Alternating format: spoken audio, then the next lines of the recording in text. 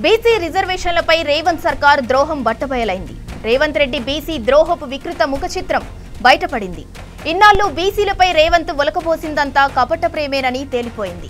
స్థానిక సంస్థల ఎన్నికలకు ముందు బీసీల ఓట్ల కోసం ఒక పథకం ప్రకారం రిజర్వేషన్ల అంశంపై రేవంత్ సర్కార్ పూటకో నాటకమాడుతోంది. ఈ డ్రామాల పర్వం ఇప్పుడు ఢిల్లీకి చేరింది. ఆగమేఘాల మీద కులగణన సర్వేలు చేశారు. తప్పుల తడకతో నివేదికలు రూపొందించారు. డెడికేటెడ్ కమిటీల నివేదికల పేరుతో కొంతకాలం సాగతీశారు. ఆ తర్వాత అసెంబ్లీలో బిల్లు పేరుతో నాటకాన్ని రక్తి కట్టించారు. అది పూర్తి కాగానే ఆర్డినెన్స్ పేరుతో మరో నాటకానికి తెరతీశారు. ఇక ఇవన్నీ చాలవన్నట్లు బీసీలను మభ్యపెట్టేందుకు రేవంత్ రెడ్డి నాటకం వేదికను ఢిల్లీకి మార్చారు. ఢిల్లీకి వెళ్లి కాంగ్రెస్ ఎంపీలకు పవర్ పాయింట్ ప్రెజెంటేషన్ పేరుతో డ్రామా ప్లే చేశారు. బీసీ కోటాపై చిత్తశుద్ధి లేని కాంగ్రెస్ తాజాగా ఢిల్లీలో ఆందోళనలు చేస్తామంటూ రాష్ట్రపతిని కలుస్తామంటూ చెప్పింది. షెడ్యూల్ ఖరారు చేసిన తర్వాత మళ్లీ వాయిదా వేసింది.